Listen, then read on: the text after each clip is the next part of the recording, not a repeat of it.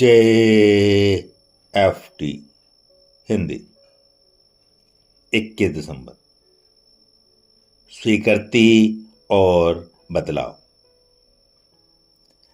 लगता है बदलाव की स्वाधीनता अपने आप को स्वीकार करने के बाद आती है।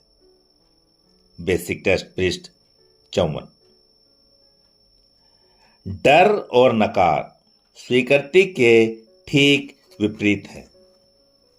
हम में से कोई भी, यहां तक कि अपनी स्वयं की निगाहों में भी परिपूर्ण नहीं है। हम में से सब के सब किसी न किसी दोष से युक्त होते हैं कि अगर मौका मिले तो हम अपने में बदलाव लाना चाहेंगे।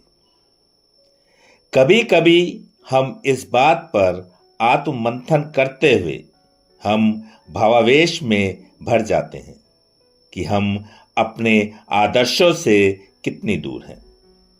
इतने अधिक भाव विभोर की हम डरने लगते हैं कि हम कभी भी वैसे नहीं बन पाएंगे जैसा कि हम होना चाहते हैं।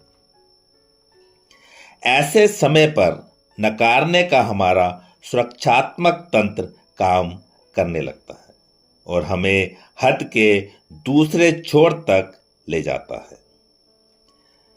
तब हम खुद को समझाते हैं कि हमें अपने बारे में कुछ भी बदलने की जरूरत है ही नहीं, इसलिए परेशान होने की जरूरत ही क्या है।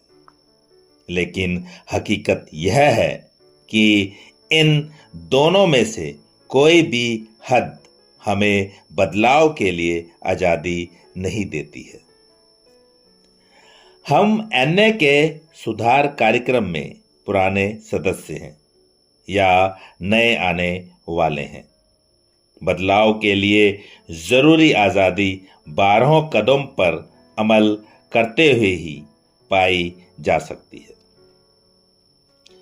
जब हम अपनी शक्तिहीनता और अपने जीवन की अस्त व्यस्तता को स्वीकार कर लेते हैं, तब हम उस झूठ के प्रति विरोधी प्रतिक्रिया करने लगते हैं जो यह कहता है कि हमें बदलाव की जरूरत ही नहीं है। यह विश्वास करना शुरू करते ही कि हमसे बड़ी एक उच्च शक्ति हमारी मदद कर सकती है, हमारे मन से यह डर दूर होने लगता है कि हम इतना अधिक खराब हो चुके हैं कि हम ठीक नहीं हो सकते, और हम में एक भरोसा जन्म लेने लगता है कि हम बदल सकते हैं। हम अपनी समझ के अपने ईश्वर की देखभाल में अपने को सौंप देते हैं और उस शक्ति को समेटने लगते हैं जो हमें ईमानदारी से अपने संपूर्ण आत्मनिरीक्षण करने के लिए चाहिए।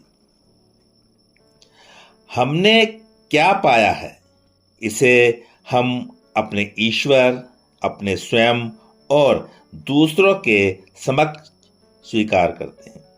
हम अपने अंदर छुपे अच्छे और बुरे दोनों को स्वीकार करते हैं और इसी स्वीकृति के कारण हम बदलाव के लिए आजाद हो जाते हैं।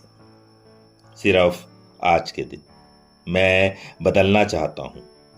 सुधार के कदमों पर चलते हुए मैं डर और नकार का सामना करूंगा और स्वीकृति को, जो बदलाव के लिए जरूरी है, उसको पाऊंगा।